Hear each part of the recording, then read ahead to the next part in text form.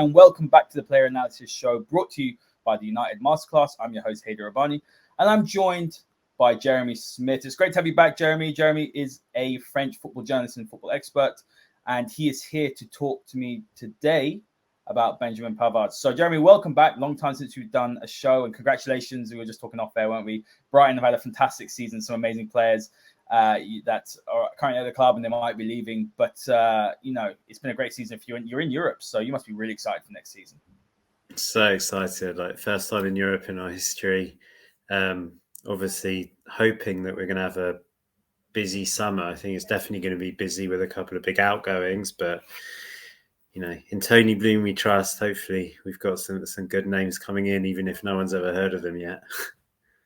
Well, I just think Brighton they're the model, aren't they? Really, I think a lot of teams, if teams have aspirations for Europe, the teams that are trying to break into that top six should be following, and also how the scouting is so good, but then also when you lose a big player, you're scouting in and reinvesting really, really well. And we spoke about Haider, didn't we?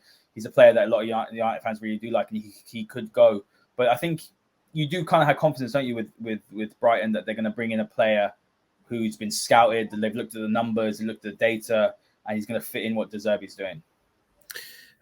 Yes, I mean, my natural pessimistic side, my concern is that I don't know how long it's sustainable for, because, however good the scouting is, these are if they're 17, 18, 19-year-old kids, you don't know how many are going to make it. And even if they do, it takes 2 or 3 years to make it. And then it takes 10 seconds for Todd Bowley to pull out his checkbook or whatever. So it's kind of difficult to keep doing that. But hopefully we'll do enough to really establish ourselves as a Premier League team. And also I think the crucial thing is that players who come to us, they know that they will get game time.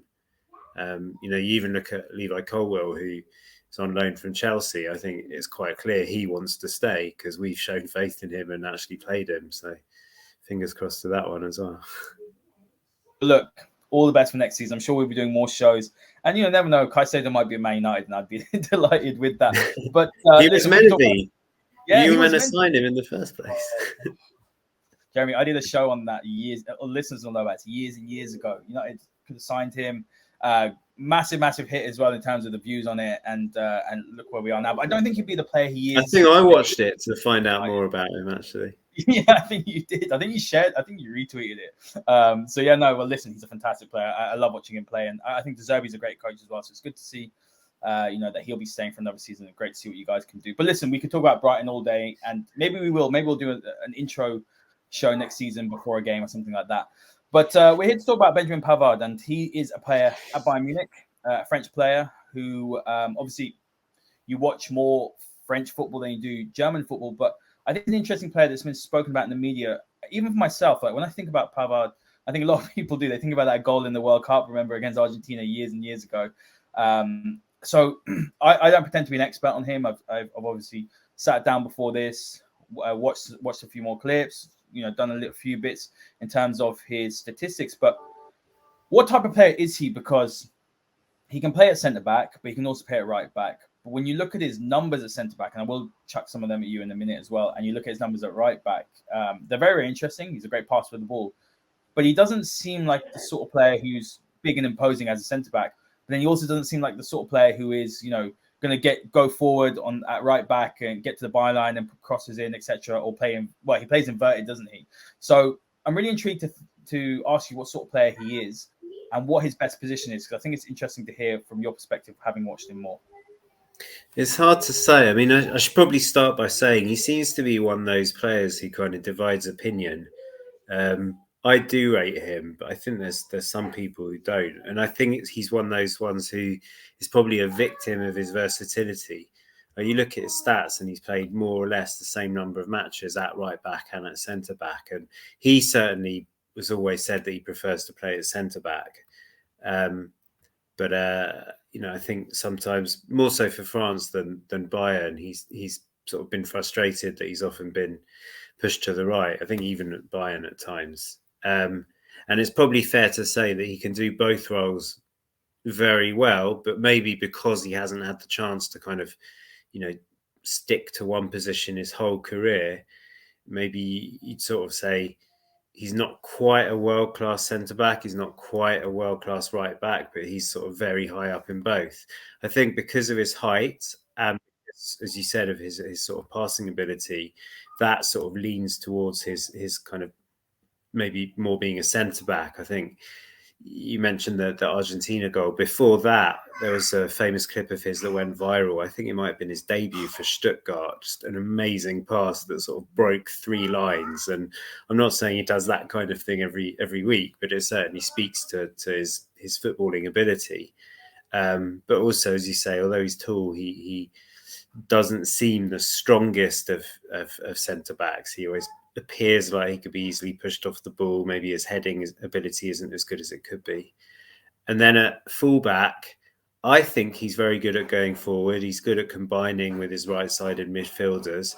He's got an okay cross to him. It's not the best, but France seem to have an ability to either only pick fullbacks who can't cross or sort of make them incapable of crossing as they develop their French career. I remember you might not agree, but the bad old days of Sagna on one side and Evra on the other, for example.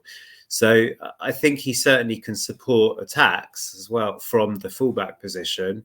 But then at the same time, you certainly wouldn't call him your sort of archetypal wing back. And so that's the kind of thing that he gets criticised for by French fans. And you could say that everything sort of came to a head in the first match of the last World Cup, where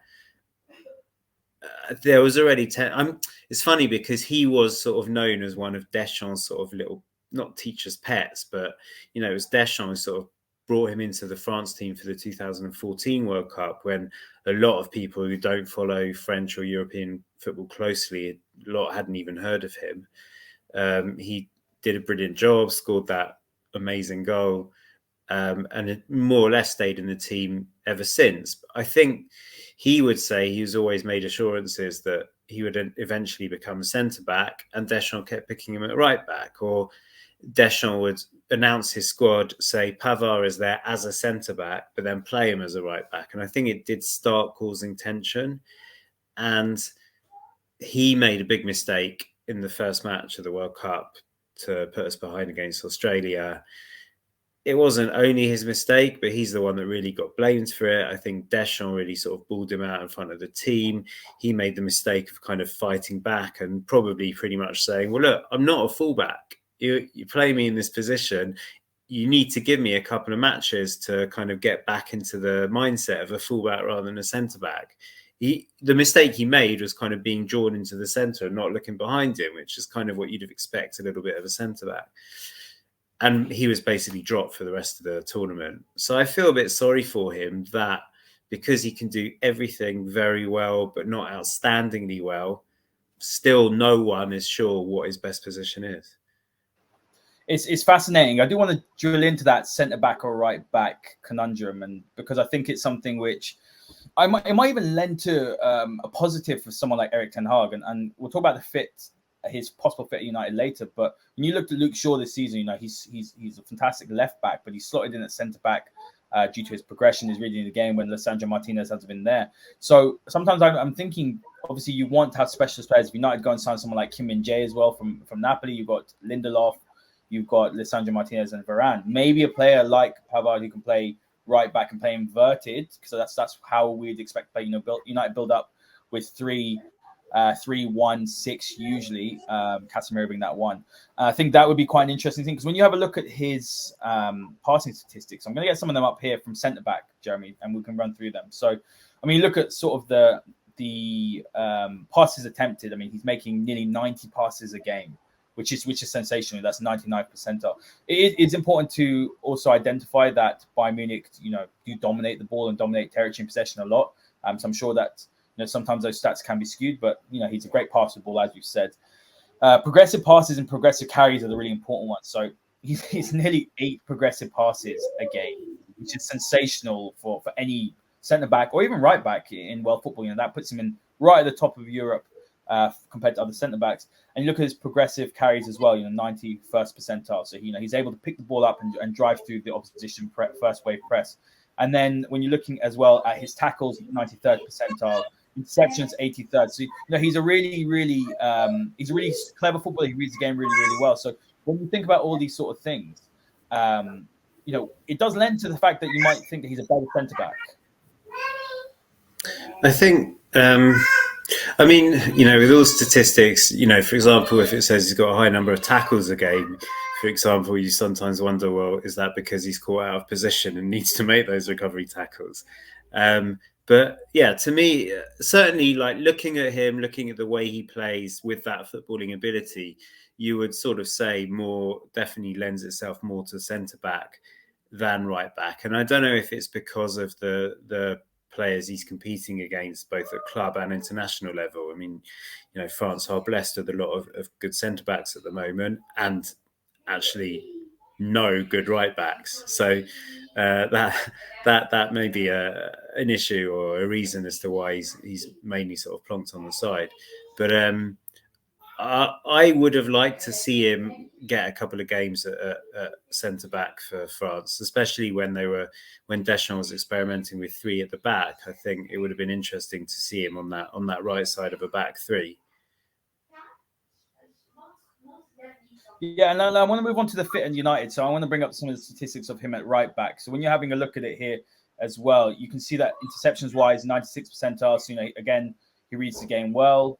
Aerial duels won. This is going to surprise you. 97th percentile when he plays at right back. So we talked about maybe his lack of aerial strength and prowess when he plays at centre back, but at right back he comes out pretty high, and that might be due to his stature as well.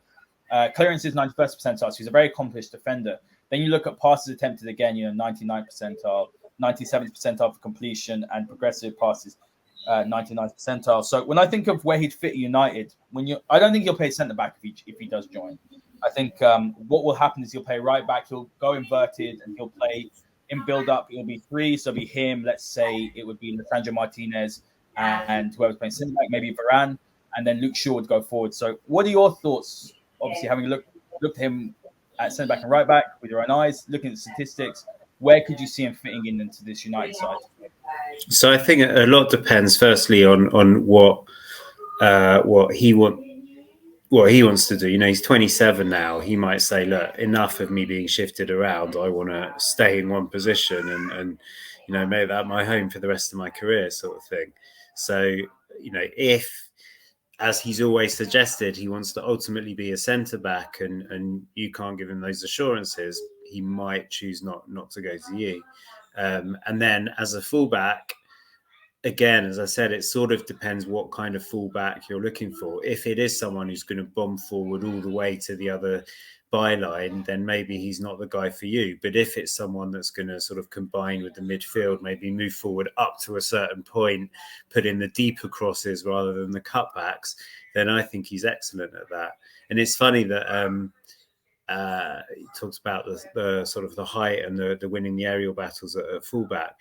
The guy who replaced him at fullback for France when he fell out with Deschamps was Koundé, who to me, he's meant to be a centre back. He's never convinced me as a centre back just because I think he's too short to be a centre back. And it's I'm short. I shouldn't say anything, but to me, maybe it's a sort of tallest thing. But I want my centre backs to be big and commanding, kind of thing. So I guess when he plays at right back, that is one extra thing, that he's got that height. You're not necessarily always, matched one-on-one with the tallest of opposition players, I guess. I really feel like he has the footballing ability to do either position, but because of his build, because of the style of player he is, maybe either way you're going to take a little bit away from his game. But I think, as he's proven for France enough times, he can certainly play for a top club as a right back. It's just a question of whether he wants to. And I think, I'm not saying he's a difficult character, but he's a character. I think he knows his worth, if you like, and he's always sort of needed to. Like he got into the Lille team as a kid, and then I think it was Antonetti who came in and basically didn't really rate him and sort of dropped him back to the reserves. So he pushed for a move. He moved to Stuttgart. It's a brave thing to move abroad at such a young age. Really settled and made that position his own. Earned that big move to Bayern. It's interesting. I was reading something about him recently where they were saying that they think he's the type of player who needs to be pressurized, whether it's someone who's whether it's in terms of internal competition or someone kind of piquing his pride by saying he's not good enough. He needs some kind of big incentive. When he's too comfortable, he doesn't play at his best. So I think the challenge of, obviously he's had it already at Bayern, but the challenge of moving to a club like United with such high standards and maybe having to prove himself again in a position or other could be really good for him. Very interesting. Jeremy, look, thank you so much for joining me today on this show. This is the first edition of our shows, a series of shows we'll be doing with Jeremy. So this is the one on Benjamin Pavard. Guys, make sure you hit the like button, hit the subscribe button, and we'll see you all for the next one.